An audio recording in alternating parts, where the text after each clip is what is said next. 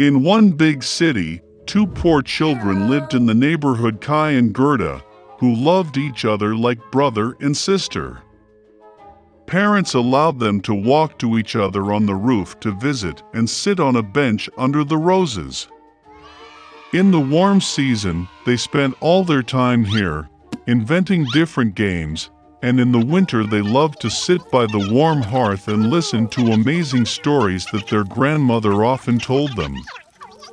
Once, when the children were looking at a picture book, Kai felt something prick him in the eye and heart. These were the fragments of the mirror of the powerful lady, the Snow Queen. Since then, the boy's behavior has changed dramatically. He became angry, rude, and cruel. One day, Kai went tobogganing and never returned. When Gerda found out about Kai's disappearance, she cried for a long time. But she was sure that Kai was alive, so she decided to go in search of him. For a long time, Gerda walked through the forests, through the fields, and then she came across a wonderful house, buried in flowers. The hostess came out to her. It was an old sorceress in a large straw hat. The old woman really liked Gerda, and therefore she bewitched the poor girl and left her with her forever. Gerda forgot about the purpose of her journey and spent a lot of time playing in the wonderful garden of the hospitable hostess.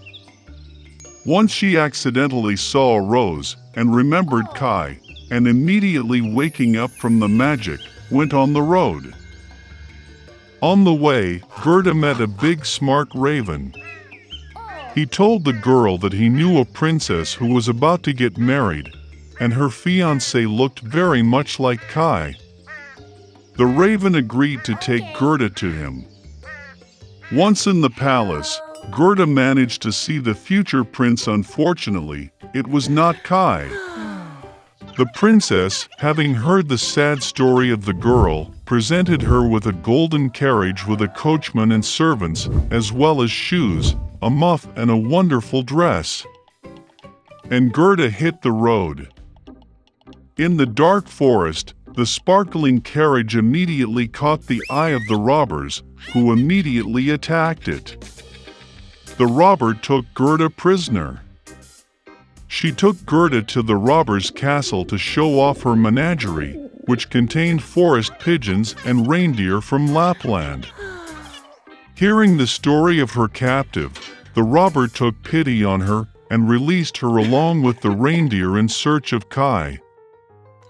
The reindeer brought the girl to the old Lapland woman, who warmed and fed the exhausted girl. She wrote a few words on a dried cod to her friend Finn, who lived near the Snow Queen's palace, asking to help the girl. She explained to Gerda that the reason for Kai's bad behavior was the fragments of the mirror that hit his heart and eyes, and he would never be the same if the ice was not melted by the power of a warm, loving heart. Gerda went to the palace of the Snow Queen alone. No one dared approach the house of the powerful mistress. She was very cold and scared. Finding herself in the castle, Gerda was surprised how cold, deserted, and dead he was. Soon she noticed Kai, who turned completely blue, almost blackened from the cold. The boy sat in a corner and tried to lay out the word eternity from the ice floes, because in this case he would have received the whole world and a pair of new skates as a gift from the Snow Queen. Gerda rushed to Kai, hugged him tightly and cried.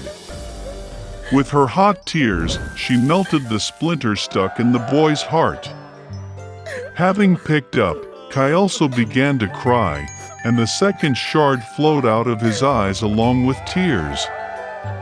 How happy they were to see each other! But there was no time for joy. They had to get out of the ice palace before the Snow Queen returned. When Kai and Gerda finally got out of the kingdom of the Snow Queen, they hurried home. On the way back, they met all the friends who helped Gerda in her search. At home, their favorite blooming roses were waiting for them, and everything that happened was soon forgotten by them, like a heavy dream. Stingy old Mr. Scrooge has long loved nothing or anyone but his own money. He did not understand the joy that Christmas and New Year brought to others. Therefore, on the eve of the holiday, the old man refused to let his assistant leave work early, who wanted to buy a present for his son. Mr. Scrooge even turned down his nephew's invitation to celebrate Christmas with his family, and also refused to donate money to help children in need. The old man closed his office late in the evening and went home. And then, in his bedroom, strange things began to happen. A wind blew from somewhere, thunder rumbled, and suddenly the ghost of his companion, who had died last Christmas, appeared in front of him. Mr. Scrooge was very scared and did not understand what was happening. The spirit said that after death he was punished for not doing good and not helping people during his lifetime. He did not want the old man to suffer the same fate. So he warned Scrooge that 3 other ghosts would soon visit him. After these words, the spirit disappeared. The old man pretended that nothing had happened. But soon, the ghost of a child appeared before him. Mr. Scrooge was stunned because it was the spirit of his past years. The ghost, with the help of magic, transferred them to the past. The old man saw himself as a little boy in the town where he was born and raised. He was decorating the Christmas tree, and he had a lot of fun. Then Mr. Scrooge saw himself in his youth, the day when, full of delight and hope, he proposed to his beloved. After that, the old man saw himself matured. His wife was crying, and he could not understand why she decided to part with him. The fact is that Scrooge no longer paid attention to her, but only thought about money. The old man could not look at such himself from the side, and asked the ghost to return him back. The spirit eventually disappeared, but another ghost appeared in its place. He carried Scrooge to his assistant's home on Christmas Eve. The whole family was sitting at a poor table. The old man was sure that they all hated him, but he became convinced that this was not so. The aide offered a toast to Mr. Scrooge's health, and his wife very willingly joined the toast.